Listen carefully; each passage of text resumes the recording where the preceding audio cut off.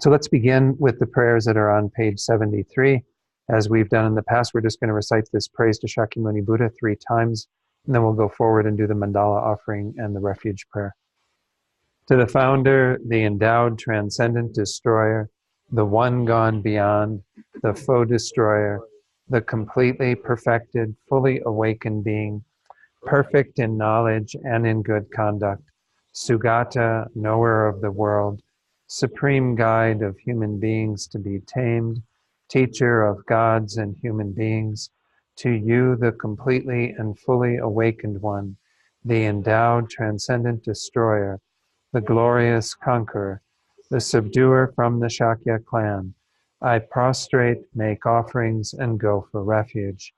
To the founder, the endowed transcendent destroyer, the one gone beyond, the foe destroyer, the completely perfected, fully awakened being, perfect in knowledge and in good conduct, Sugata, knower of the world, supreme guide of human beings to be tamed, teacher of gods and human beings, to you, the completely and fully awakened one, the endowed transcendent destroyer, the glorious conqueror, the subduer from the Shakya clan, I prostrate, make offerings, and go for refuge.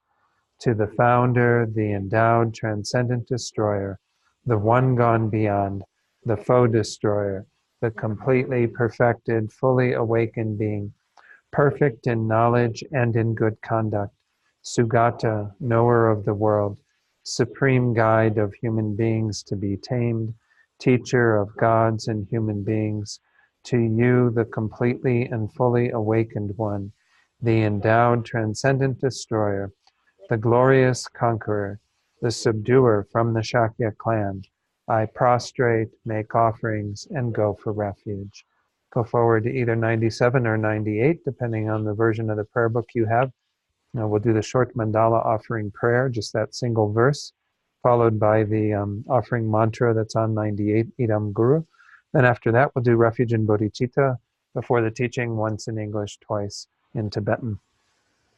This ground, anointed with perfume, strewn with flowers, adorned with Mount Meru, 4 continents, the sun and the moon. I imagine this as a Buddha field and offer it. May all living beings enjoy this pure land. Idam Guru Ratna Mandalakam Niryatayami.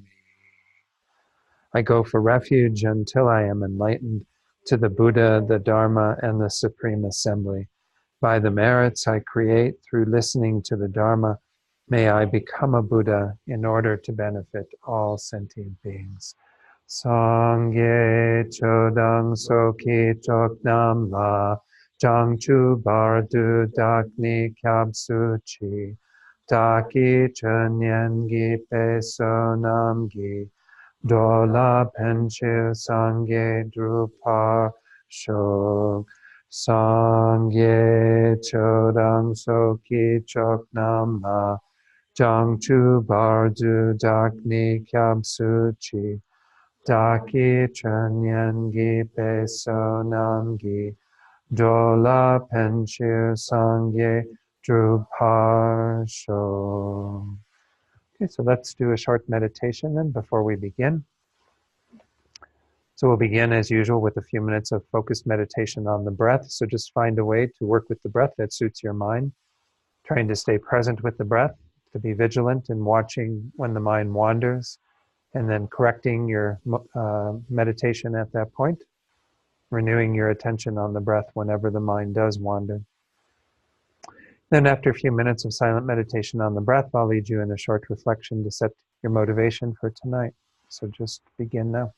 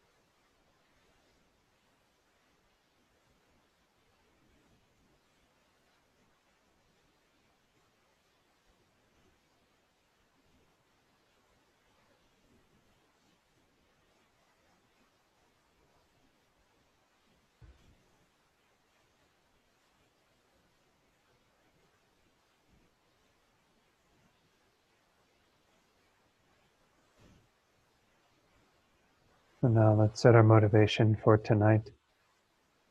In last week's class, we went through the passages that had to do with the ways in which we accumulate virtue, what is real virtue, and also looked at the same in regard to non-virtue, kind of identifying what the various aspects of non-virtue are, as well as the ways that we do engage in non-virtue. And in setting our motivation, we can reflect upon what is said in the Lam Rim, that the most powerful virtue we create is with this mind of bodhicitta, this motivation that we bring to our teachings.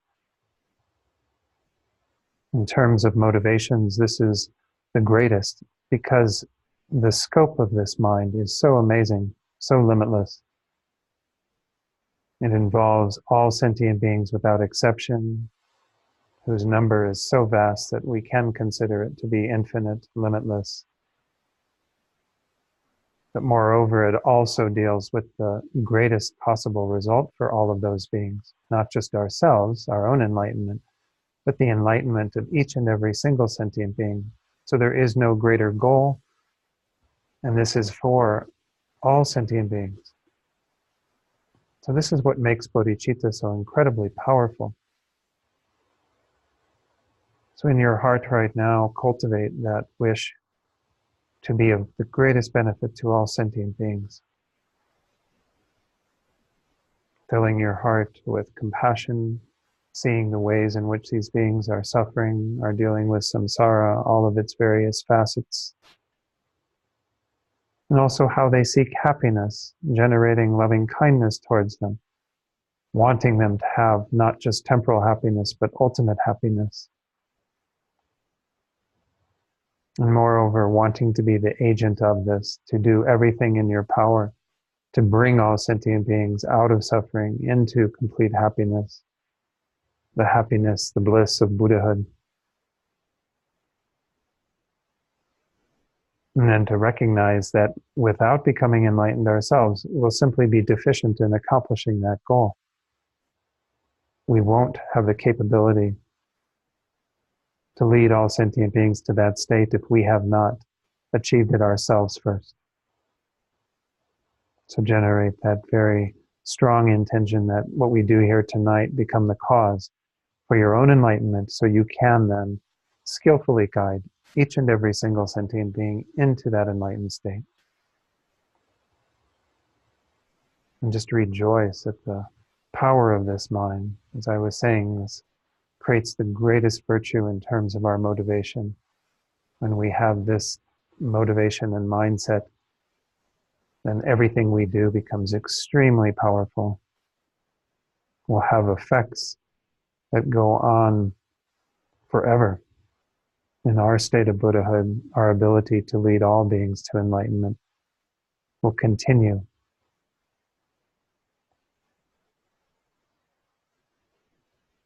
And then when you're ready, you can open your eyes fully and we'll begin the class. So as I said in the last class, we did go through this kind of discussion that took place from pages 48 through 51 about virtue and non-virtue. And of course, this was because we just went through the virtuous mental factors in the previous set of teachings that we had done. We did go through them briefly as well in last week's class. But the virtuous mental factors are not the only virtue. There are many other forms of virtue that are described on page 48. There are many ways of creating virtue that's done by way of all these various things that are listed on page 49, 8 different ways. Non-virtue as well. It's not just the mental factors that we're going to be talking about that are non-virtuous in nature. Again, we're going to move on to that tonight, talk about the afflictions. Not all the afflictions are non-virtuous by nature or by entity, but we will go through that and discuss that again tonight. Then we went through the various ways that we create non-virtue or that non-virtue is developed, and that continued on page 51.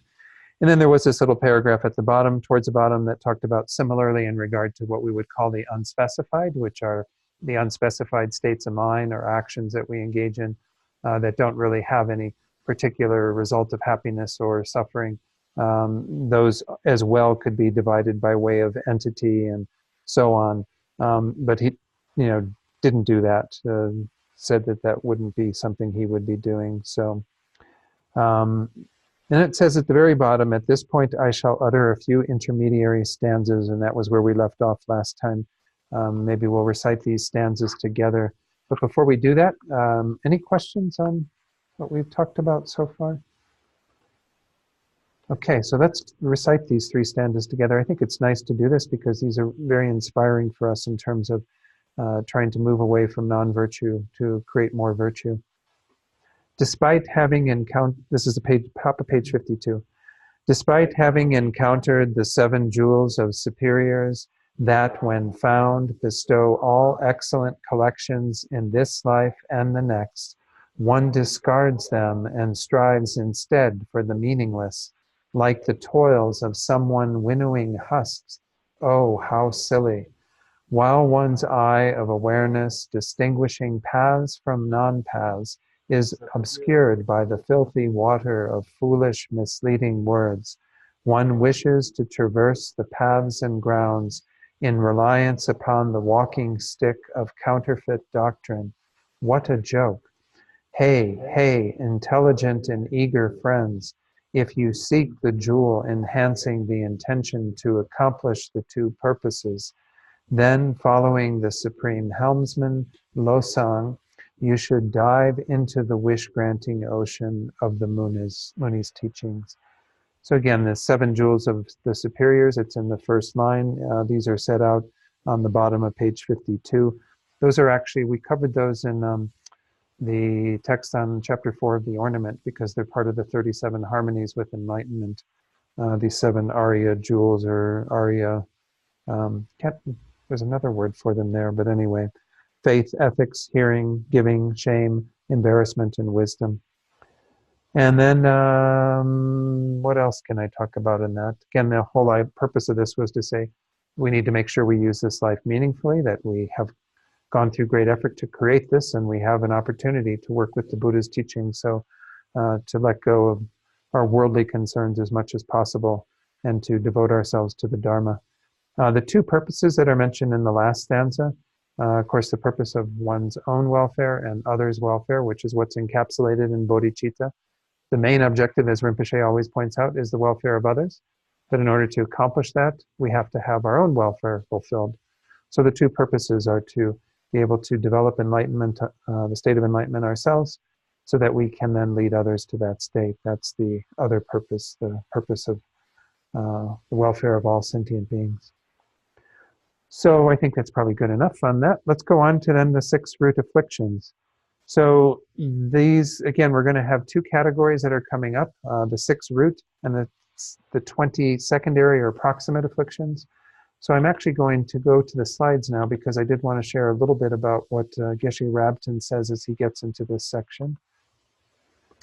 So I've got that shared with the folks online. Recall again that we have these 6 groups of the mental factors. We are halfway through these 6 groups from the first part of the class that we did earlier this year. We are moving into the 6 root afflictions. We then have the 20 secondary, and then we have what are called the 4 changeable mental factors. And I'll give a description of those when we get to them. But let's look at what Geshe Rabten says about afflictions. He says, now we shall consider the afflictions. These are the mental factors of the mind that, since they are responsible for every form of suffering and discontent we experience, are regarded as unwholesome. So he uses this word unwholesome mental factors in the book that many of you have a copy of, The Mind and Its Functions. I think what's tricky about this word unwholesome is that frequently this gets substituted for the word non-virtuous. And so we have to understand again that, as I mentioned last week, and I even alluded to it earlier this evening, not everything that is an affliction, especially in this root group, and it's only actually in this root group, not everything that is listed as an affliction is by its nature, by its entity, non-virtuous. And in particular, the ones that we're going to identify that do not have non-virtue by entity would be ignorance, specifically the ignorance that is the misunderstanding of the nature of reality, the adhering to a self of persons or a self of phenomena that is non-existent, So that would be not virtuous by, or not non-virtuous by entity. And then also the second one, which is one of the subsets of the afflicted views. If you go back to that previous slide, let's do that. We see that, oops, don't have it there yet. Let me go forward. There we go. Okay, one back. The afflicted views are the sixth of the root afflictions, and there are 5 different views that are presented. And one of them is the view of the transitory collection. We're going to even be touching on that, well, sometime soon, certainly, even before we get to the afflicted views. But the view of the transitory collection is the view of the self that is imputed on this collection of transitory phenomena, this mind and body, the aggregates, and holding that to be an inherently existent person. So it's within one's own mental continuum that one is doing this. The view of the transitory collection is always a personal view of one's own inherently existent self, intrinsically existent self, or the person who is the possessor of things, such as, you know, my book or my ear or whatever, the various modes that that person can take as being a possessor, not just being an identity as a person, but also as a possessor of things. So we often talk about the view of the transitory collection, observing I or mine, you know, that sense of possessing. So we're going to get into those two, ignorance and the view of the transitory collection, later. But know that these are, in and of themselves, not non-virtuous. So this word unwholesome that Geshe Rabten uses in talking about these, as long as you have that understanding that they afflict the mind, that they do cause a distortion of reality, but they aren't by their very nature necessarily non-virtuous. I explained that last week because otherwise we would never be able to create any virtue if ignorance, misapprehending the self, for example, was non-virtuous, because even when we engage in generosity or other acts that are virtuous by nature, we wouldn't be able to create any virtue because we'd have a mind of ignorance present. So this is the rationale for why we can't identify those as being non-virtuous, but nonetheless, they are afflictions. They do distort reality. So let's look at how he characterizes these. He says they are characterized by being conceptual mental factors that, upon arising in the mind, cause disturbance and unrest. This is why this term affliction or disturbing emotions, these are synonyms for this. In the Sanskrit, it's klesha, and the Tibetan, it's nyomong. Do you know the derivation of those two words, what they mean separately at all, Rachel? I didn't get a chance to look that up. Nyomong in the Tibetan, that we translate usually as affliction.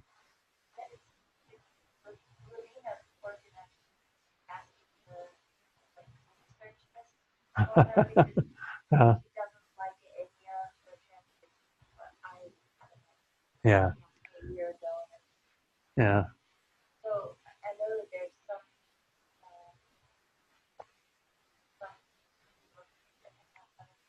Okay. Yeah. I mean, some of these Tibetan words, like I often use the Sangye translation of those two individual words because it's very salient and it's pretty common knowledge, but I don't know what the derivation of nyomong is. Anyway, but know that frequently when they took a word like klesha from the Sanskrit into Tibetan, they would give it a slightly different meaning. But Venerable Robina, when she teaches on this, she always talks about kind of different translation equivalents that we have for these afflictions. One, the word affliction, of course, means that there's some level of suffering or afflictive quality to having these in the mind, that they actually do disturb our state of mind. They keep us from being at peace. So there is that element. The fact that they are destructive emotions or disturbing emotions has similar kind of connotation. Negative emotions is sometimes used. Negative meaning that they do have consequences that are in the nature of something unsatisfactory. Because certainly even our ignorance has that to it, that as long as we have that ignorance, we continue to be going from life to life in samsara. But then the one term that she frequently uses, and I actually ran into some issues in using this in Spain, because the word delusion, they have delusion, but in Spanish, delusion is not quite the same meaning as delusion in English.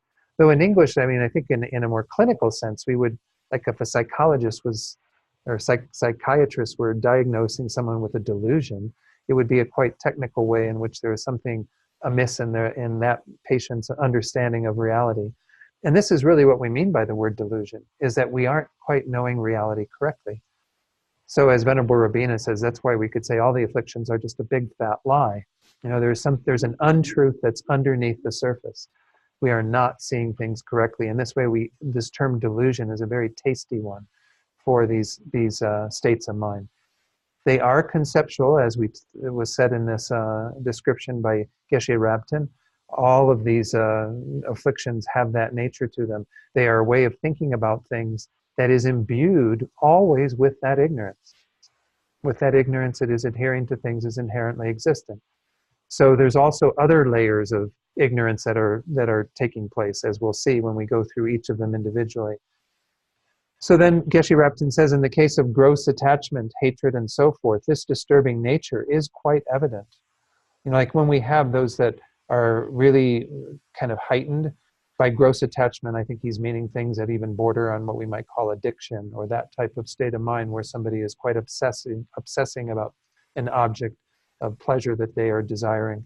But certainly with hatred, with jealousy, some of these, you know, that can be very heightened states of mind, then we can see how they disturb our mind. But he says, but we may wonder how such afflictions as laziness or dullness disturb the mind. These are some of the secondary proximate afflictions that we're going to discuss in this text.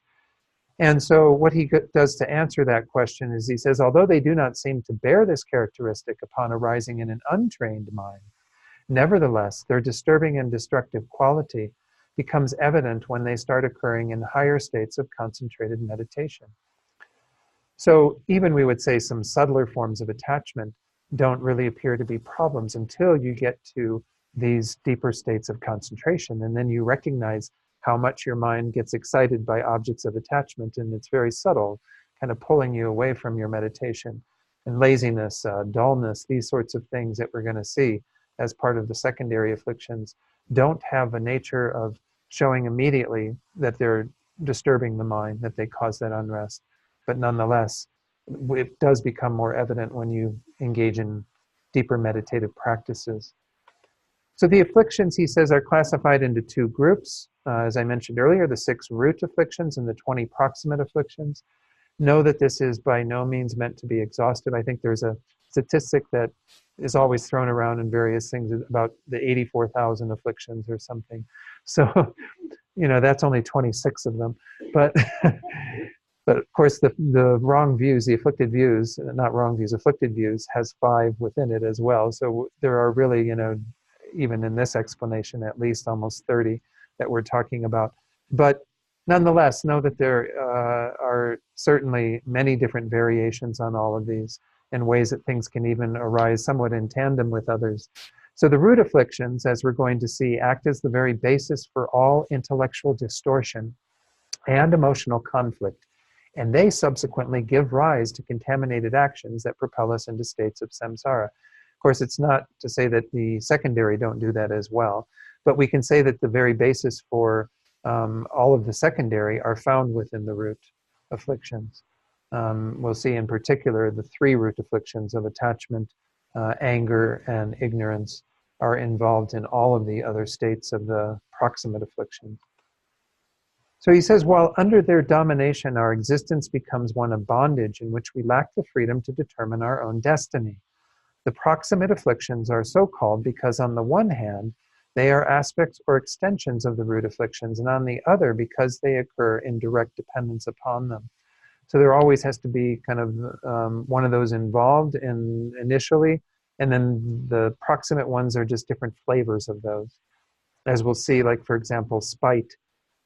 Spite is a heightened form of anger or hatred towards someone. And so each of these have something that they derive from, again, sometimes more than one that they derive from. But certainly the root afflictions are kind of they're called root because they're at the source of our bondage in samsara. They keep moving us in a similar direction and not allow us to move towards liberation. So the root afflictions, this slide I showed earlier, and that you also have the listing in your text on page 52. These are the 6 that we're going to be examining first. And we'll spend a bit more time on these probably than the proximate ones, even though there are 20 of the proximate ones. We won't spend as much time individually on those. And that's because these are really important to understand, especially, as I mentioned, what are frequently identified as the 3 root afflictions, which are numbers 1, 2, and 4 on our list. So any comments about that before we go to the text? Let me stop the share and we can go to page 52 then.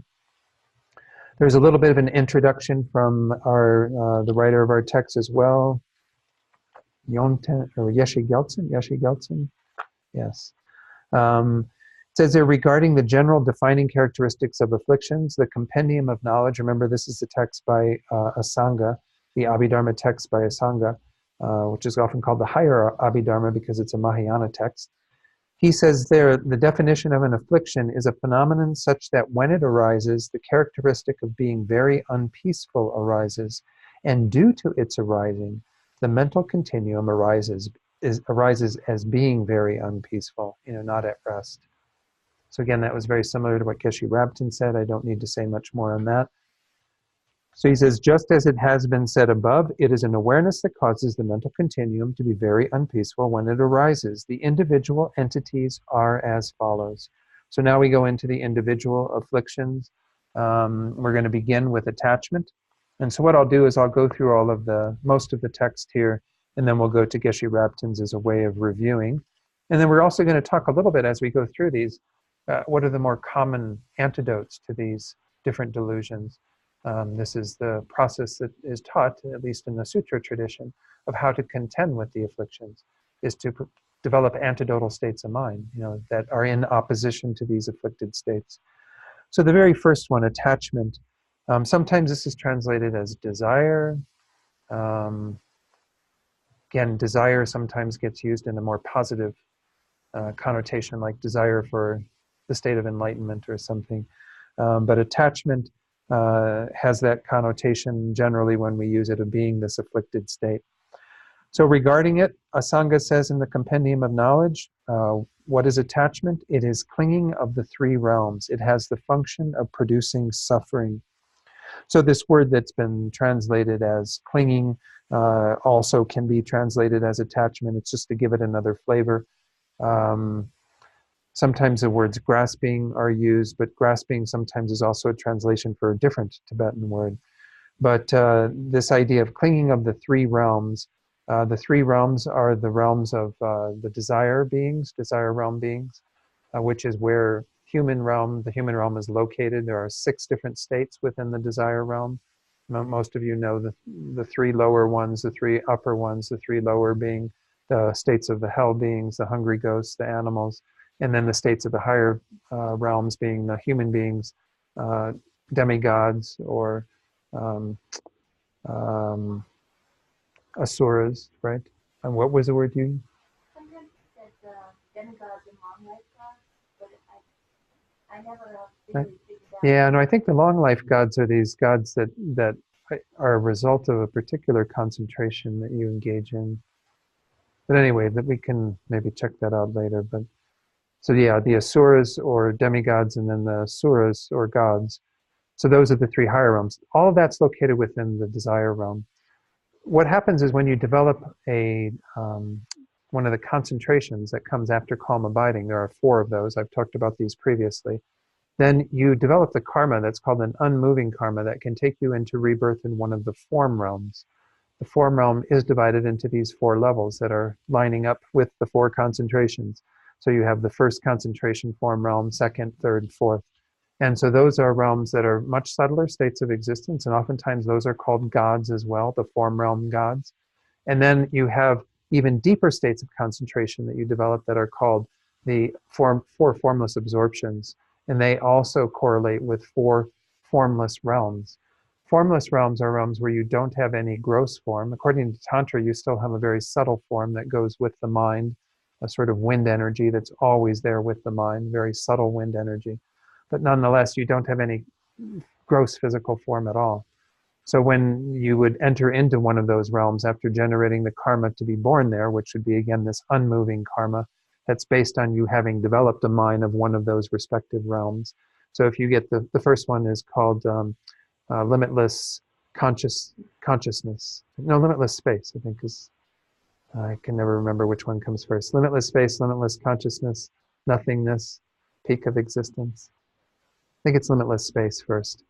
Anyway, limitless space you would then take a rebirth on the basis of that unmoving karma in a realm that's essentially equivalent to that meditative state. So you just sort of check out of a corporeal form and enter into a formless realm.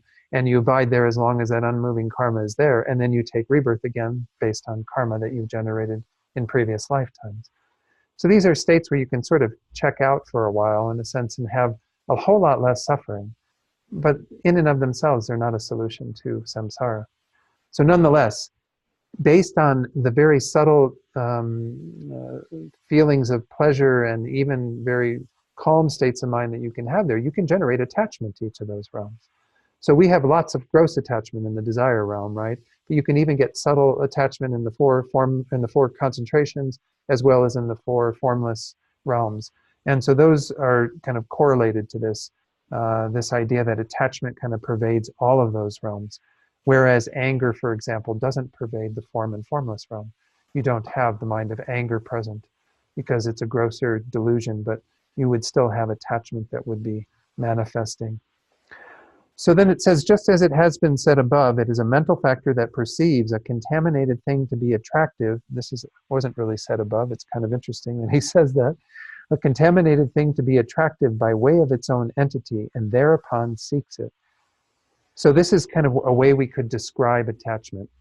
It is looking at a contaminated thing, meaning something that is produced together with the force of ignorance. So that would mean through karma and delusion. That it would be essentially the things of our realm that we become very attracted to, as well as the pleasures, the feelings that arise on the basis of all of that. And so attachment takes any of those contaminated objects that are in the nature of something that's perceived as pleasurable and sees it being attractive by way of its own entity. Now, it's kind of interesting. Venerable George, when he was commenting on this phrase, by way of its own entity, he said, this isn't in the same way that we talk about things being perceived as having their existence by way of their own entity. But I don't really see the difference in that. I mean, because ignorance is always going to be present with attachment. So it is perceiving, for example, the chocolate that Stephen left in here. We can all see the chocolate there. The chocolate appears to be attractive from its own side. If you like chocolate, I mean, if you hate chocolate, well, then it would appear the opposite, right? But already that's speaking to why we can't say that there's an attractiveness from its own side by way of its own entity, because not everyone finds that to be attractive. It doesn't have any inherent attractiveness. But it's seeing that, but moreover what attachment is doing, which isn't as part of this description, is that it's overlaying, exaggerating the attractiveness of that chocolate or of any phenomenon that we see as pleasurable. It is overlaying, superimposing a whole nother set of stuff that makes it pretty much painted entirely as pleasant. We don't see anything that is unpleasant about the object when the mind of attachment is present. All we can see are the wonderful things about it. We don't think about any of the other consequences of it or any of the facets or features of it. Certainly we do this with people all the time, when we are, if you can recall, those of you who are maybe, this was some years ago, myself included, when you see someone who's attractive to you and that whole, courting and relationships and all of that, developing all of that, there's a phase where you probably are overlaying a whole lot of stuff on that person that isn't in line with who they really are. You're imbuing them with characteristics that go beyond what you're seeing that are pleasant, not denying that you're seeing pleasant characteristics in them, or you wouldn't continue to be in relationship with them. But attachment can become problematic when it raises the stakes for the whole thing and makes the person seem so much better than they are, and then they can't possibly live up to that. But this is a story we create. We imbue that object with all of that attractiveness and with the exaggerated attractiveness. So the tendency of all the delusions is to exaggerate things, to kind of overlay. And this is what also makes them part of a delusion, is that they're not really seeing things correctly. We don't have a balanced view, an accurate view of the phenomena that we get attracted to. So, and then the last part of it says, thereupon seeks it.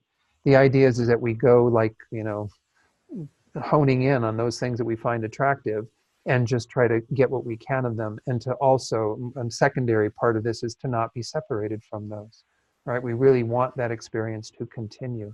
or to continue to have those in our lives. Of course, we learn how to deal with this in terms of sense objects by having moderation. So we don't eat chocolate 24 hours a day or however many hours you're awake, because you know that wouldn't be producing any greater pleasure. So you just keep the chocolate around, and then when you want that pleasure, then you can go to it and immediately have that satisfied. But then, you always want to go back to it, right? There's that urge to return to those objects of attachment, to kind of induce that pleasurable experience, thinking that that's sort of satisfying us. So it's telling a kind of a lie to us, a story to us about what the phenomenon is, what the ability of that object has to satisfy our desire for pleasure, our desire for happiness. And it's all fiction. It's all something we've created. This is what, again, makes it into one of these delusions or afflictions. So it says, regarding this, the foremost omniscient, Tsongkhapa, says in the Lamrim Chenmo, Great Exposition of the Stages of the Path, attachment observes an external or internal object that is beautiful and attractive, and then becomes attached to it. For example, just as oil that has soaked into a piece of cloth is difficult to remove, likewise, attachment spreads on and adheres to its object of observation, making it difficult to tear oneself away from it. Sound familiar? So what's kind of interesting, they use this analogy of like oil and cloth for the way attachment kind of gets to the object, but it kind of also happens in our mind too. All of this is sort of happening in our minds, but the idea is that attachment becomes such a part of the fabric of our minds that it's very hard sometimes to isolate it from just, a pleasurable experience. So while we are enjoying the chocolate, is it possible to remove the attachment while we are having the pleasure? And that's because the two things kind of get really mixed up in our minds. Yeah, Jerry. Moderation in all things. Well, moderation is a bit deceptive, though, at times. Moderation leads us to the conclusion frequently that there isn't a problem with being kind of driven by these objects, in my estimation. Because, if we have an attraction for a particular type of food, for example, and we eat in moderation, which most of us do, well, then we don't see there being a problem in that. But of course, then we have attraction for another type of food and another type of food, and we keep, going back to all these things. Now, obviously, we need to eat. It's not denying that this is part of having a human body, is that we need to eat. But we're frequently eating with a lot of attachment, even when we're using moderation. Moderation. But what do you mean? I guess maybe I'm not clear about what you mean by moderation. Moderation is you only use what you need. You don't need to go overboard or not. Get balance. But I guess people could say they have moderation eating pizza. So you only eat 2 slices or 3 slices or whatever you feel. So you have great attachment while you're eating those 2 or 3 slices.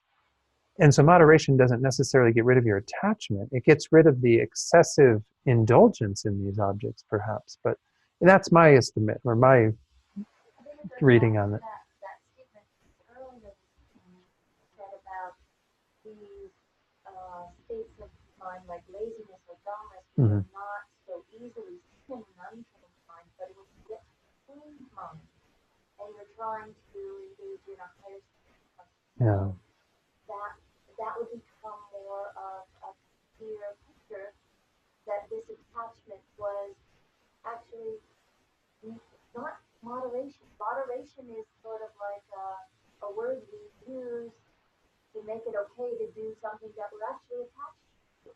When we're talking about these subtler states of mind, then that attachment creates a disturbance in that mind, and that's what's leading us into suffering. And the thing is, we don't know that that's all going on all the time. Right. So just for those online, what Rachel was saying goes back to what I was alluding to earlier in the slide from Geshe Rabten about how in a subtler state, we don't necessarily notice these things. And this is what we could be deluding ourselves into doing, particularly with attachment, because it is sort of our default mode. This is what we're doing from the moment we get up till the moment we go to bed, almost, is like looking at what we need next, what to shove where. put things in our ear, music or whatever, entertainment into our eyes, and then, things into our mouth. And, we're just always, I don't know. Venerable Rabina uses the analogy of we're like junkies born into a world of junk, which is a bit severe, but nonetheless, this is kind of what we are doing. And it's happening at a very subtle level. It's not something that we necessarily think is disturbing us, particularly because we don't see it as unfavorable. Whereas when we're dealing with the anger side, it's something that's coming into our lives that we don't want. But this is stuff we want. This is stuff that seems to be inducing the pleasure. It's giving us what we crave, what we seek. And that's the problem, is that, we put all this onus on it, and it doesn't actually have the ability to do that. Is denial an attachment too? Well, again, with denial, I don't think denial is the answer necessarily. Exactly. I mean, so this is where, that's where the word moderation might require some refinement, because we could say that having a middle way approach to it is a good thing to do, but that involves a bit more wisdom than I think moderation usually has. So somebody can be moderating what they're doing, but like Rachel was saying, it's just cloaking their attachment. They're not really being aware of it. But you can, I think, I haven't experienced it to that great degree, but you can have a mind that is clearly seeing the attachment, that is able to engage in the pleasurable objects without that being predominant and the motivating factor and everything. And eat your food, do whatever needs to be done, because you're able to do that. You're able to find that middle way that isn't going to the extreme of attachment, but also isn't going to some self-mortification or denial where we don't eat at all and starve the body and consequently have illness and all kinds of other things. So, yeah, Rowena. So the thing is, moderation seems to be some moderating. You can observe whether you're attached, whether it's bother with the ball, and most of the time it's like food something. So yeah, I should eat. Right. But you don't have to be delirious about it. And Right. you say, why should I get this carried away? You can enjoy a meal. Sure. I mean, because obviously you need to enjoy a meal, but moderate your own attachment as a way of looking at it. Yeah. So that you have to be fussy about it. But that's yeah, what Rowena is saying is to moderate your attachment. But that's a different level of moderation. Again, I think that's a refinement of moderation. Whereas most people, when they engage in moderation, because we're really good in America and the West in general at moderating things, we engage in just so much and then we let it go, and then we go on to the next thing, and we engage in so much and then we let it go, and then we go on to the next thing. And, we don't go overboard. And we think that we're doing okay then. As long as we can kind of keep that continuity so the gaps between these are not so great, then we think that it's all just fine. But that's not the answer, because it's just not sustainable. And it doesn't really produce the effect that we are really desiring, which is a deeper state of peace. So, sure. Yeah, you can see where you're disturbed if you use this knowledge, this wisdom to examine it. But if you were, I don't know if there's classes in moderation at colleges or something, but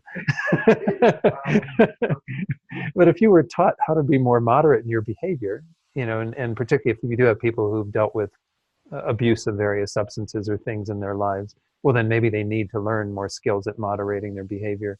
That's not addressing their attachment necessarily, unless someone is coming at it from that point of view of saying, before you eat that food, or before you buy that thing online, or before you do whatever is going on, do an examination to see what is the motivating factor behind that. How much is attachment present?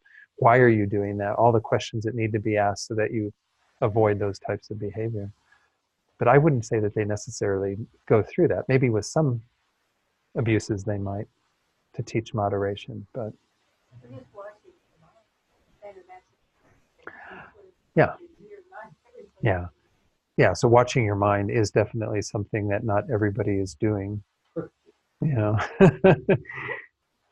And what they may be doing instead is just like stuffing all of these feelings and not really, just trying to, circumvent them in some way and not really address them and see what they're about. Yeah, Amy.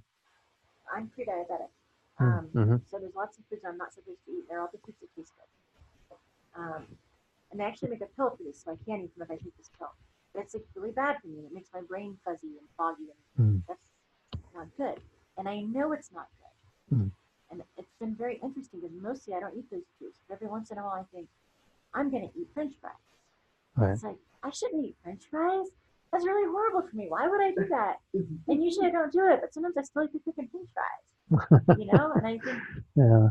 it's probably, it's kind of similar, except that it's not the immediate consequence. Right. Right. But Yeah. I don't, you know. I mean, this is where if we do have, as you're pointing out in your situation, immediate consequences from eating particular foods or doing particular things, then I think it does become, or even long-term consequences that we can have some reaction to, you know. But what Buddhism is telling us, of course, and what we're learning in this type of study, is that there's consequences even beyond like this life, you know, in terms of one's health later on in this life, or one's finances later on in this life, or whatever the case might be, depending upon various, you know, things that we might have attachment to. So we have to be, yeah, kind of aware of the deeper impacts that this is having on our minds. But You know, I can't moderate French fries, you know? I mean, true, I guess.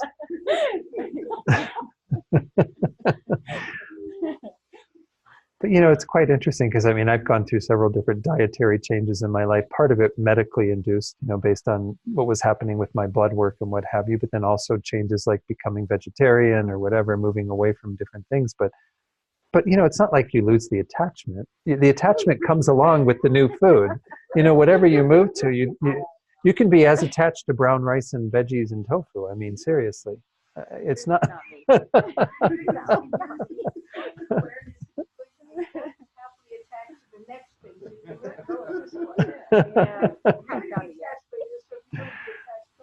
Yeah. So yeah, I guess, yeah, just recognize your attachment's going to just keep coming along for the ride. But that's where I think we do have to understand that this is part of living in. That's why it's called the desire realm, right? Because attachment is the major sort of motivation of why we even take rebirth in this realm. There's a factor of craving and grasping that manifests that causes us to continue to just, you know, be embodied, have these types of experiences. So if that's what the default mode is, well, then we need to be really critical in examining how to identify it, to as much as possible isolate it from the experience of pleasure, because the experience of pleasure isn't really the problem. You know, as Lama Yeshe says, Venerable Rabbeinu often quotes him, the more pleasure, the better do. You know, at some level, the pleasure is not the problem. It's our relationship to the pleasure, you know. And we could say the same somewhat for the pain too. I mean, we want to eventually be free of all pain, but we also want to be free of conditioned pleasure. You know, most of what we deal with in our, or all of what we deal with until we get further along the path is conditioned pleasure. It's pleasure that arises on the basis of various factors that need to be induced for us to experience that. And so, you know, what the Buddha is talking about in terms of doing this deeper work is to get free of that conditionality so that we abide in a state that is no longer, you know, functioning that way. It's functioning at a much different level. So as long as we're involved in this type of state of existence and we're going to be, you know, there for some time, it's important to have that ability to somewhat isolate out the distorted state of mind from the reality of just experiencing what's going on, the feelings that arise on the basis of something that's delicious or, you know, beautiful to hear or to see or whatever, versus the attachment that clings to all of that. And I think it becomes more evident over time, but it does take some investigation to actually pick apart the attachment. And that's what was the point I was making in terms of this oil and cloth, is that it's not just the way that attachment kind of seeps into the object, it's the way that in our own mind, attachment becomes part of just how we live our lives. It is our default mode. It is our what's motivating us so much during our day. Anyway, any other comments on that? Let's go on to talk about the divisions in that, and then we'll go back, as I said, to Geshe Rabtin's slides, just to reiterate and kind of emphasize some of the points we looked at. It's of three types: attachment of the desire, form, and formless realms. Again, each of those are a bit subtler than the others, but nonetheless, they are all in the nature of attachment. The Treasury of Knowledge, which is the lower Abhidharma text by Vasubandhu, divides it into two: attachment of the desire realm and attachment for cyclic existence, and explains that in the next paragraph. It's doing that because it's condensing the attachment of the two upper realms, that is the form and formless realms, into one and takes that to be the attachment for cyclic existence. So then here's the descriptions that are given based on what Vasubandhu says. Attachment of the desire realm is aspiration for and attachment to the 5 qualities of the desire realm, form, sound, and so forth, within observation of them. Of course, then we also have, I mean, it's not to say that it's only those objects as they are experienced directly, but even the memories of those and the mental objects we create around those. So in the desire realm, you know, we often are craving things that are not immediately in front of us, you know, that we want to experience. And so those would be induced by having experienced them initially through our 5 senses, through form, sound, taste, smell, and then touch. But then we have a memory of them, and so we often go back to them, want to create those again. So the attachment of the 2 upper realms is condensed into one, known as the attachment for cyclic existence, because the 2 upper realms are referred to as cyclic existence in order to overcome the mistake of taking the meditative absorptions of the form and formless realms as a path of liberation. So again, I've mentioned this previously, maybe even alluded a little bit to it earlier when we talked about the 3 realms, is that as you generate these deeper and deeper states of meditative stabilization, the mind becomes subtler and subtler so that you feel like you are attaining some form of moksha or liberation. You know, and of course in these teachings that the Buddha used and that we use in Buddhism to this day come from the Hindu tradition. And so these states in and of themselves, as Prince Siddhartha, the Buddha, of course, found that these were not effective in achieving moksha. They get you to a very, very subtle state. Again, the 4 formless absorptions that follow from the 4 concentrations, the top one is called peak of cyclic existence. Another name for it is without discrimination, not without discrimination. And that's because you get to this state and you feel like there's no discrimination of anything anymore. Like you're in this just very, I mean, it sounds kind of spacey or something, but you don't have, you have just a pure mind that isn't really necessarily discerning anything. And yet you still have a very subtle discrimination, and there's no place to go to that's higher than that. That's why it's called the peak of cyclic existence, where you could free yourself of that type of attachment even on a temporary basis. Because what you're doing as you move through these 4 concentrations and the 4 formless absorptions is that you're separating from the attachment to the previous realm. So to get to the first concentration, you separate from your attachment to the desire realm. To get to the second concentration, you separate from your desire, your attachment to the first concentration realm, and then so on. So by the time you get up here, you have separated, in a sense, not completely gotten rid of, unless you're using a super mundane path, realizing emptiness. But if you just engaged in these to develop these meditative skills, you have kind of made non-manifest all the attachment to all the realms below that. So all you have is this very subtle attachment to that state of being, where you're in this very calm space of mind, and it can be mistaken for liberation. And they say even many of these other realms, because the mind does get subtler and subtler, can in and of themselves be mistaken to be some state of liberation. So the reason why Vasubandhu identified both of those as attachment for cyclic existence is because you're not freeing yourself from cyclic existence by engaging in them. The teachers I've had always point out that we've engaged in those meditations countless times. We've been reborn in the formless absorptions countless times, in the 4 form realms countless times. We've done all of these things before, and they didn't lead to anything that we could count on. We're still here, still, going from life to life. So this is why these are pointed out as being in Vasubandhu's text, attachment for cyclic existence. So on the next page at the top, it says the function of attachment is specified as producing suffering for the purpose of making us understand that the root of all suffering within the 3 realms of cyclic existence is rebirth, which connects us to cyclic existence. And the principal cause for rebirth within cyclic existence is attachment, craving itself. By principle here, you wouldn't mean the root cause, but the one that acts in a most manifest way to produce the round of existence. Again, those of you who studied the 12 links of dependent arising know that the 8th and 9th links are craving and grasping, which are what happens when we have, towards the end of this life in particular, there's a strong desire as this life is fading away and our being connected to this body is dissipating. We want to be embodied again. We want to have another existence. And so that very subtle form of craving that occurs at the time of death is one of the main factors that propels you into your next existence. So this is just pointing out that attachment is in that way a principal cause of taking rebirth.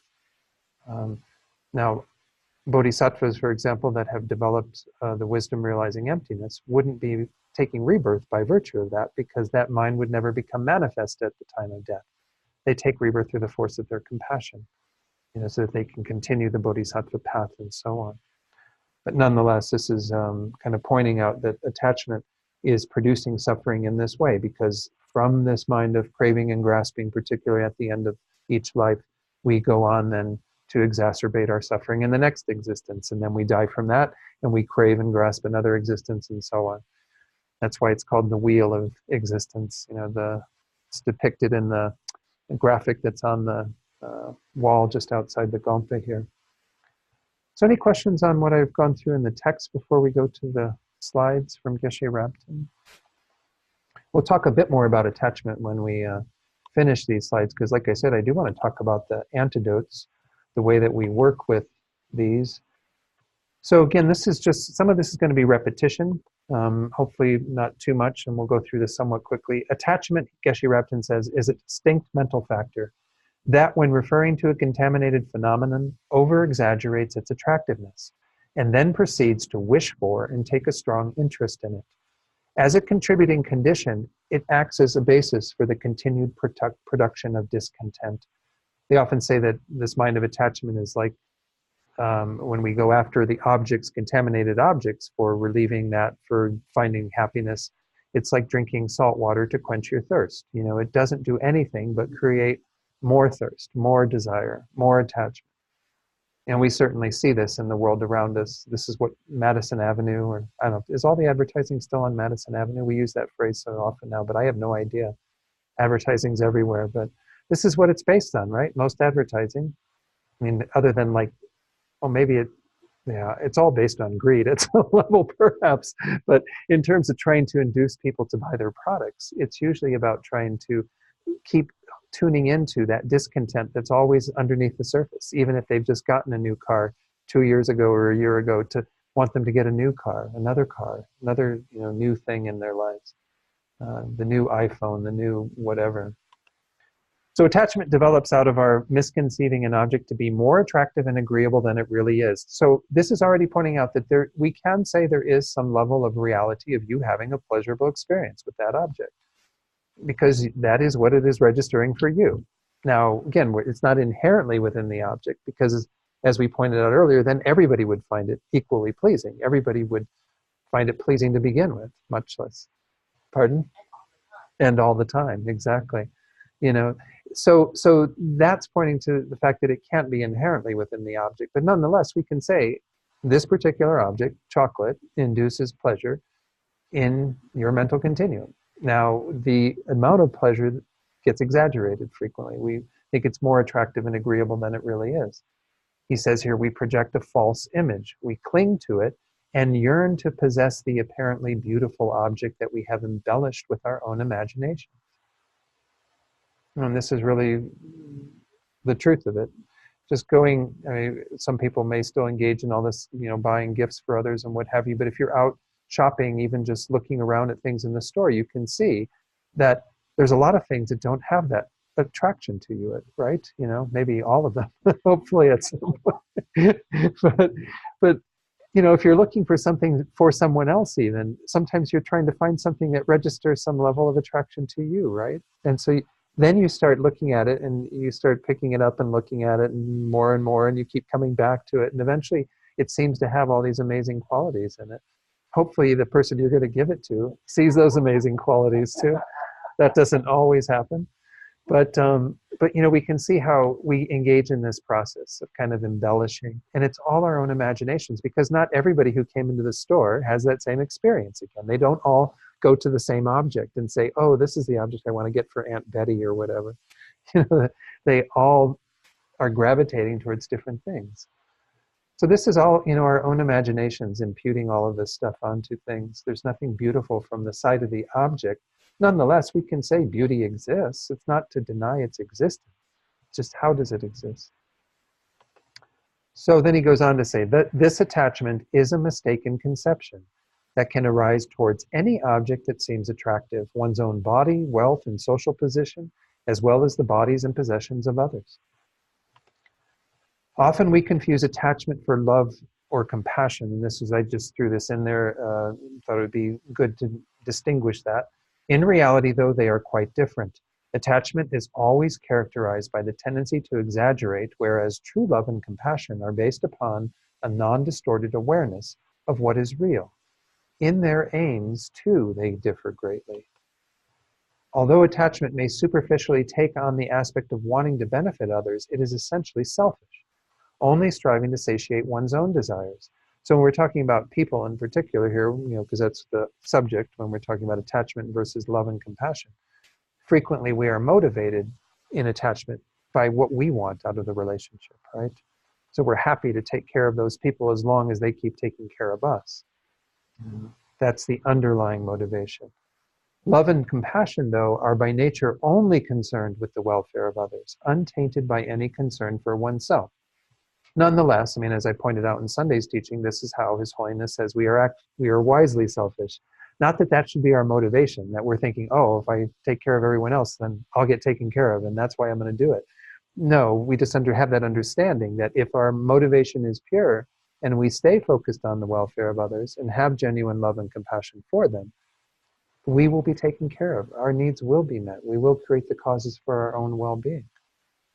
And so just to have that understanding, but to recognize that it really means that we have to be attentive to cultivating pure love and compassion, not love and compassion that is tainted with attachment, which is what we normally have in our relationships. So the result, too, is dissimilar. Attachment always results in suffering, whereas love and compassion only increase well-being. We can observe this for ourselves. When our apparent love for someone is merely selfish attachment, although at the beginning it may seem pleasant, in the end it will often change to dislike and hatred, because the attachment becomes the bugaboo, becomes the thing that makes it go wrong, that suddenly we're no longer, able to love the person because we're not getting what we want out of that relationship. Real love and compassion do not have the quality of changing in that way. On the contrary, the feelings of closeness and warmth they engender only increase as they develop. Also, compassion and love grow stronger even if there is no reciprocation from the other side. They are selflessly dedicated, love and compassion, to the welfare of others. It should also be noted that a genuine desire for enlightenment or liberation is not a form of attachment, but a wholesome and realistic aspiration. This is why this word desire sometimes is a little tricky, because we could say, the desire for enlightenment. Well, that's not an attachment to enlightenment. That's a wholesome state of mind that is desiring to benefit others, that is wishing to achieve that state to accomplish that. So those were the kind of comparisons of compassion and love to attachment. Any questions or comments on that? Let's go on to the last few slides, because this is the last slide on attachment from Geshe Rabten. He says it can be classified according to the three realms: attachment pertaining to the realms of desire, form, and no form, or according to time: attachment to experiencing again the taste of what has passed, attachment to securing what is present, and attachment or desire for something to occur in the future. So we can have attachment towards objects of the past, towards what's going on in the present, or towards even our imagination of future experiences of objects. So this is another way of classifying them that isn't in our text. So any final comments before I talk a little bit about the antidotes to attachment? So in general, when we talk about antidotes, I'll give this as kind of a preliminary for this delusion, this affliction, and then I probably won't mention it as much going forward. We can talk about what are called temporal antidotes, and then of course we have the ultimate antidote, which is the wisdom realizing emptiness. So we're going to talk about that more when we get to ignorance, because that is the antidote for ignorance. By a temporal antidote, we mean something that can be applied in the moment that is an opposing state of mind. So with regard to attachment, what we are generally talking about, the one that is most commonly set out as the mind that helps us to relieve the affliction of attachment, is the mind that clearly sees things in terms of understanding the entire picture of the phenomena. In other words, focusing upon what is unpleasant or unattractive about the object. Because the mind of attachment is only seeing it as attractive and embellishing that attractiveness so much, we have to have a more balanced view of the object. So the traditional teachings that are set out are to meditate on the unattractive aspects of that object, not so that we go to an extreme of despising the object, wanting nothing to do with the object or the person, but rather that we have a more balanced view of it. Yes, Jerry? This is understanding. Isn't it understanding? Yeah, we could say understanding and knowing, developing knowledge about something, having a more correct view. This is why, again, what I love about Buddhism is it's not about fabricating anything. It's the problem we have is that we're fabricating everything. And so we need to see things more clearly and to really understand. I mean, if all of our relationships, romantic relationships I'll talk about in particular, were developed on the basis of that type of understanding and knowledge, then people would get along a whole lot better throughout the whole process, right? Because there's not an expectation of the other person to live up to ideals that are imposed from the side of the person who has the expectations. There's not, the mind of attachment always playing the role of trying to get what you want out of that person so that you're satisfied and you're happy, and potentially neglecting what that other person needs. If you had minds of love, which when we're talking about attachment for people, certainly we can say love would be a way of correcting that, then we have a mind that is intent upon serving the other person, helping them to have what they want for happiness. And if that person is also having a mind of love towards you, well, then everything's met then, right?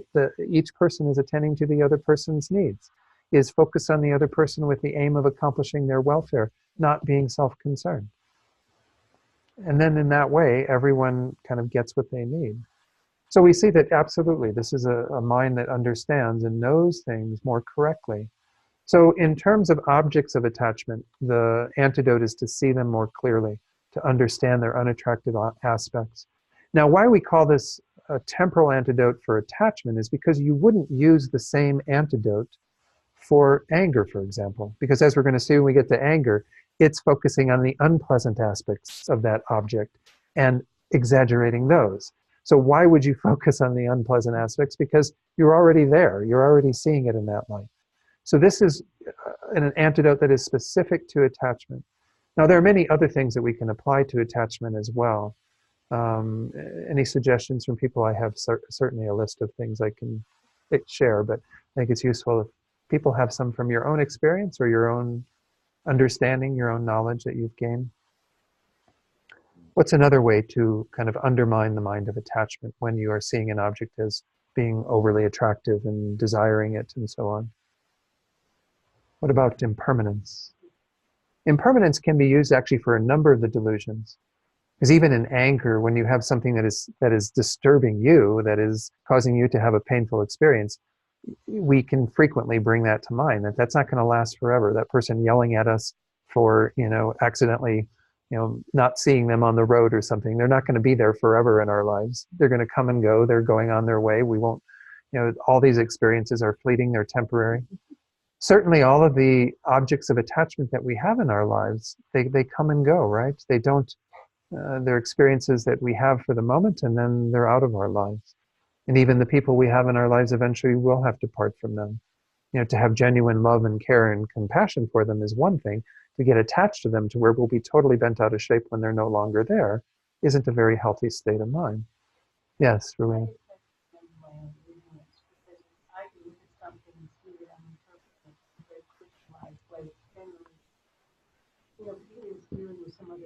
Sure. But what are they actually doing and why? I'm not sure I know. I just know the other story.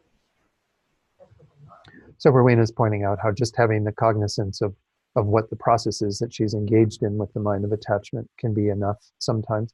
I think that can be, and also the disadvantages of attachment we can frequently find are strong enough to keep us from doing that. Just like when somebody has to change their diet or stop smoking or whatever because they've seen the effects that those things will have on their well-being, their health. That can often be a trigger enough to keep people from doing that. But I told you answer that the other side of that. right. Is I do not know. Therefore, why should I have such Okay. a big answer to that? That can come up with Right. 10 attitudes. So Rowena's saying that to hold the view that you do not know what's going on, particularly in regard to other people, I assume. So therefore you to have a mind of attachment present would be not based on You put your harm on yourself. yeah, creating your own fiction. Yeah, okay. But then, if you're fearful of doing the wrong thing, are you then growing? Are you creating new things? So Jerry's question is, if you're fearful of doing the wrong thing or the thing that produces suffering, then are you growing? Are you developing? Well, it's interesting. I mean, this is when we looked at the mental factors that were virtuous. We had those two, right, of self-concern and consideration for others, and they're a pretty coarse, gross form of keeping you from engaging in non-virtue. To kind of think, oh, I'm trying to hold myself up to some standards, but they do have an impact. Obviously, we would love to be able to be at the place where we don't even think about harming others because our compassion is so great for them that we can't imagine causing harm to others. But we do often think about the harm that we have to experience from those actions first. That what will ensue in terms of our own results. Living in a world where you're just reading about it, not living it, are you creating new things? But I don't know if that's necessarily, yeah. So the question, if you're reading about it but not enacting it, not putting it into action in your life.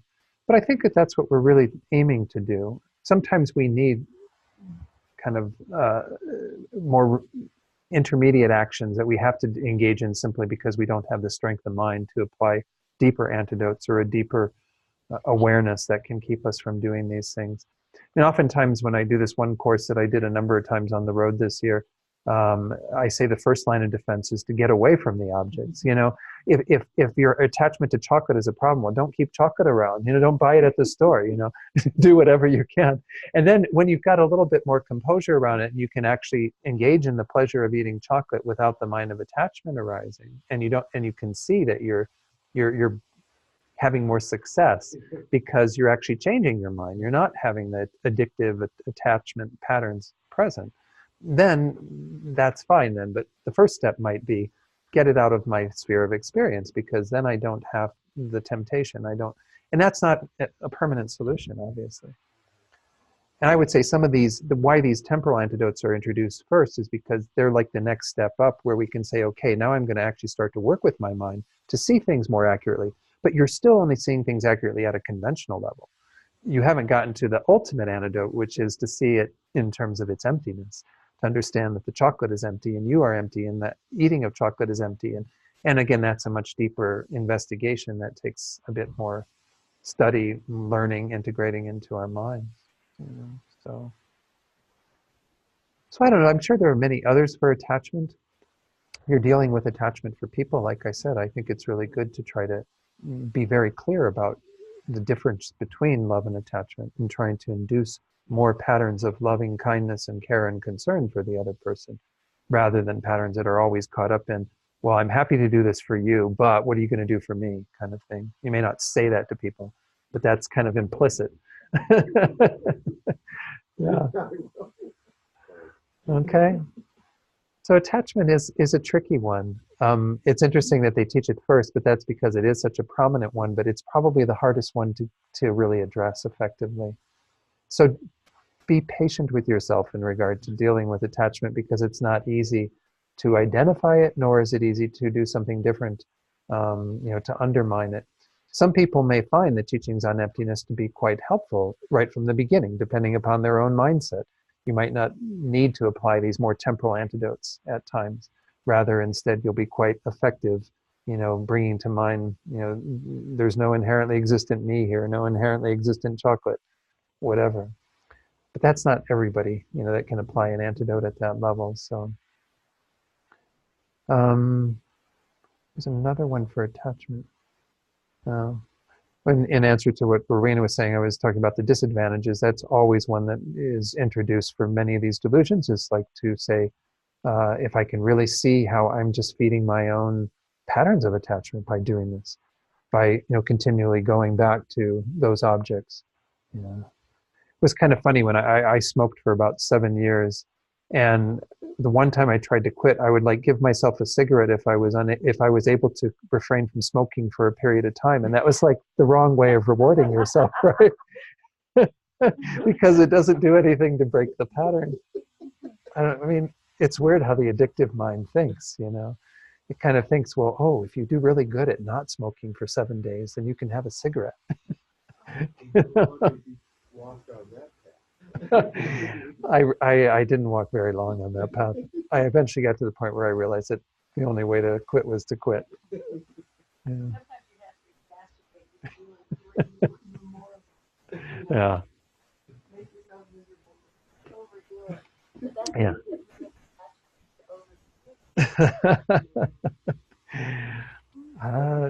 So Rachel was saying the best way to get rid of attachment is to overdo it.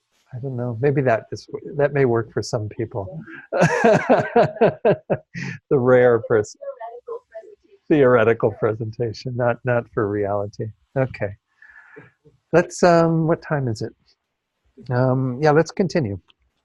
Let's go on then to the next of the root afflictions, anger. And anger we'll have a lot to talk about because there's obviously a lot of things that we can do to combat anger. Regarding anger, the Compendium of Knowledge says, what is anger? It is a malice towards sentient beings, towards one's own suffering, as well as the phenomena that are sources of suffering, meaning what is actually causing you to suffer. It has the function of acting as a support for not abiding in contact and for misconduct. When I first read this, not abiding in contact, I thought, my God, is that a right translation of the text? It almost seems like it should say not abiding in conduct and for misconduct. But Geshe Tenzin Temple, who was at the same center where I studied in Italy, he's one of the teachers of the master's program there now. He actually explained it this way. He said, not abiding in contact refers to the fact that when one is angry at something, one does not want to be near it, but wants to be away from it. So again, the idea is that you don't want to be in contact with it, so you're pulling away. So this is kind of the thinking behind what the function of anger is that it provides that desire to be away from that object, and then for engaging in certain misconduct on the basis of that, which can be a variety of things. And if it's a person that is upsetting us, that is causing us to be angry, we can do everything from being verbally abusive, defensive, to being physically involved with them, harming them, taking things from them, what have you. Or it can simply stay within our minds as an intention to inflict that sort of harm. That's a lesser degree of it. But nonetheless, it generally has that idea of wanting to, a sort of malicious intent towards sentient beings, suffering, and phenomena. So he says here, just as it has been said above, anger is a malice that upon observing the three objects of observation of anger, cannot tolerate them and wishes to harm them. The three objects of observation of anger are sentient beings. These are a big object of anger for a lot of people. The people who are triggering that in you, who do things, say things, tweet things, whatever that you disagree with, that you find abhorrent. The two, one's own sufferings. We can often get angry at what we have to endure, angry at our illnesses, or angry at just our the conflict caused from others, what have you, that we have to experience within our own minds, our own sufferings. And then third, the sources from which these sufferings arise, the objects that cause us to suffer. Computers that malfunction, or other things that can be inducing suffering in our lives. I would say the one that's the most common is probably the first one, though. We tend to get angry mostly at other sentient beings, though we do have some times where inanimate things, that cause us to not be at peace, are the object of our anger. Our own suffering being the object of it, well, this is probably with, occasionally for many of us. But certainly if you had prolonged suffering in your life, you could probably get pretty angry at it, I would think. Chronic suffering, what have you, chronic illness. So regarding the teachings on the 9 bases of malice, which is listed under belligerence, we'll get to that. That's one of the secondary or proximate afflictions. The Precious Garland, which is a text by Nagarjuna, stanza 531 says, harmful intent arises from 9 causes of intending to harm others, bearing senseless misgivings in the 3 times with regard to oneself, one's friends, and one's enemies. So essentially we're saying that you can say that there are the 3 times and these 3 objects with regard to you receiving harm, your friends receiving harm, or your enemies being harmed, or getting, your enemies getting things that are good for them. So you are harmed when, in the first one, those that you love are being harmed. And then when your friends have things that are beneficial or advantageous to them, that upsets you because you don't want to see them doing well, right? So that can happen in the present, that can happen in the past, and that can happen in the future. And so we can have any of the 3 times in regard to those 3 objects. Those are our 9 causes or 9 bases. Anyway, I don't think that can be stanza 531 in Precious Garland because there's only 500 stanzas in it, and they're in 5 chapters. But it wouldn't be chapter 5, then, yeah. So it would be 431. Normally they're numbered, they're not set out by chapter. That's what's kind of strange to me. You have 5 chapters in the text, and each have 100 verses. And so you have 500 verses. So it would be verse 431 or chapter 5, verse 31. Yeah, I guess that makes sense. Thanks for pointing that out.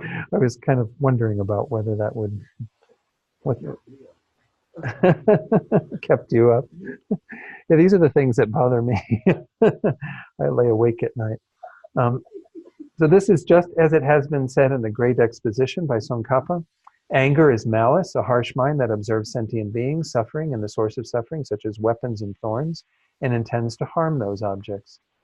It has the function of causing one not to abide in happiness in this lifetime and produces immeasurable suffering in future lives. In this vein, Shantideva, in engaging in the Bodhisattva deeds, says, if one maintains a painful mind of hatred, mind does not experience peace, not obtain joy and happiness, sleep does not come, and there is no stability. He saddens his friends, he gathers them with generosity, but is not served. In brief, joy does not exist in one where anger abides comfortably. So there's a lot of disadvantages to anger that are being pointed out here, that it upsets your own mind, keeps you in a state of that painful hatred. They often say that holding on to anger is like holding on to a hot coal, waiting to throw it at the person who offended you or the thing that caused you suffering, but you're being burned in the meantime. So you don't experience any peace. You can't have joy and happiness in your life while your mind is angry. We've all had that experience where somebody angered us greatly and then our whole day was kind of ruined, even though we might have been with other people or doing certain things that would normally bring some delight. It just wasn't the same because our mind was, plagued by anger. You may not even sleep. There's no real stability in your life. You certainly can upset the people around you, even the people that you offer generosity to, that are part of supporting you, may not serve you because you're in that angry state. Joy doesn't exist in one where anger abides, so I think this is pretty obvious. The Garland of Birth Stories of Jataka Tales also says, due to the fire of anger, one colors unflatteringly. Even adorned with ornaments, one does not look good. Even though one may lie on a comfortable bed, one's mind suffers due to the agony of anger. Forgetful of the benefits one has enjoyed, tormented by anger, one proceeds on a bad path. One's reputation and achievements degenerate like the waning moon, one's glory fades. Although supported by friends due to anger, one plummets senselessly into the abyss. One's contemplation of benefit and harm degenerates. One becomes erratic and confused. Due to anger, one becomes habituated to misdeeds and will experience suffering for hundreds of years in the bad migrations. Even an enemy who goes to great lengths to inflict great harm cannot manage more than this. So these are useful to reflect upon to get that idea of the disadvantages of anger. As I said earlier, that's usually one of the antidotes that's encouraged with any of these afflictions, is to recall their disadvantages. And if we see it clearly and bring it to mind, you have to have that mindfulness that's aware of it when the situation presents itself. But if you've meditated on it frequently enough to where you go, oh, here's a situation where I'm going to inflict more harm on myself, rather than seeing it as, a chance for you to retaliate or whatever, then you may be able to avert anger just by virtue of that thought. But obviously, most of us need more tools. We'll look at that the next time. And we'll also go through what Geshe Rabten says about anger. So any comments or questions on that? Yeah, Rachel. The second one, one's own suffering Uh-huh. as a mind it kind of triggers a question that people look at later, but Mhm. often you see people getting into this state of depression because of Right. Their own situation, yeah. Yeah, Rachel was just pointing out that second object, one's own suffering, that people who become depressed move into that kind of spiral of negative thinking. Frequently, it's a pattern of anger at one's own situation. Yeah, often don't identify as depression anger. Yeah, but yeah. so that's the question that I decided to ask. Well, depression, maybe this is, for further investigation in the next class or something, because depression also has a strong attachment to oneself. But these two, and again, recall that Venerable Rabin often points this out when she teaches that when we have like attachment to what one wants, what happens when one doesn't get what one wants is anger. So these operate in tandem. Where our default mode is that we expect everything's going to go our way every day, right? We have our list of what makes a good day for us. And those people who don't have very good days because their life isn't in that situation where it's giving them what they want, then they are obviously dealing with the frustration that comes from not getting what they would like to have in their lives, the pleasure that they desire, the people around them that they want to be with, the job that they would be fulfilled in, or whatever. I mean, all the things that can be factors that lead to that type of state of mind. So attachment and anger, it's very difficult to isolate which one's going on, because you have a desire to get what you want, a frustration in not getting what you want that causes the anger. And that would be the more immediate one, I would think. But nonetheless, it's being triggered by a strong attachment to feeling that one needs all these things. Sometimes people are depressed because they don't have what they see everyone else having, but don't recognize that that's not something worth being attached to anyway. That they could be living a much simpler life, a much easier life, and be totally content. So it really, I don't know, different people, it's going to play different. And of course, then there are many other reasons why people are depressed as well, and things that can happen biologically, physiologically. So it's not to say it's all, boils down to either one of these minds, but nonetheless, the patterns of depression that even manifest biologically or physiologically would be induced by these patterns of attachment or anger. I don't know. It's worth thinking about. I'll see what I can find. If I can find anything on that, but.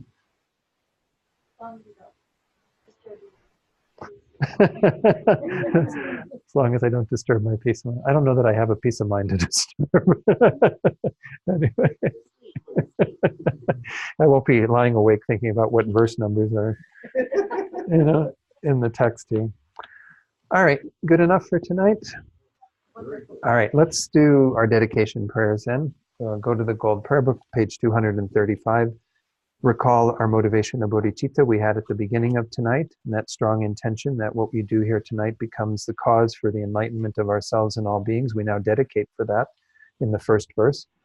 And we also recall this motivation of bodhicitta and how important it is that we cultivate it deeply within our own hearts, and also make that strong aspiration that it be generated in the hearts of all beings.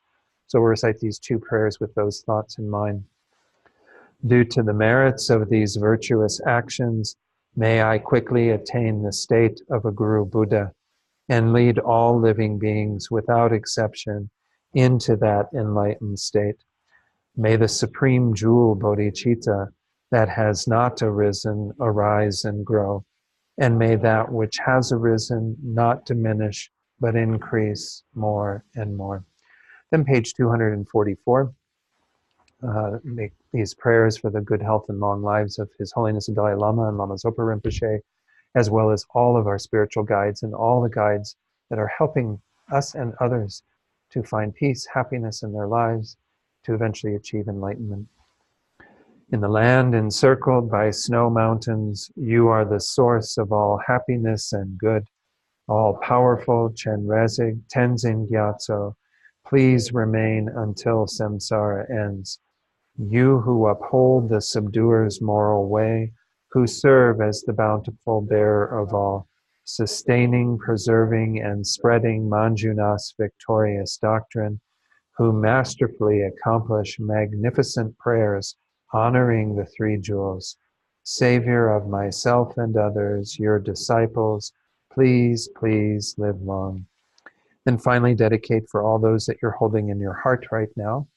Can certainly continue to think about those in parts of the world, especially in this country, California and so on, where there have been fires, other disasters, killings, in countries where there is great war and strife, famine, and so on, generating strong intention for all of these beings we're holding in our hearts, but also those that we know who have obstacles, who are ill, who are dying, or who have died. And send this positive energy out to them.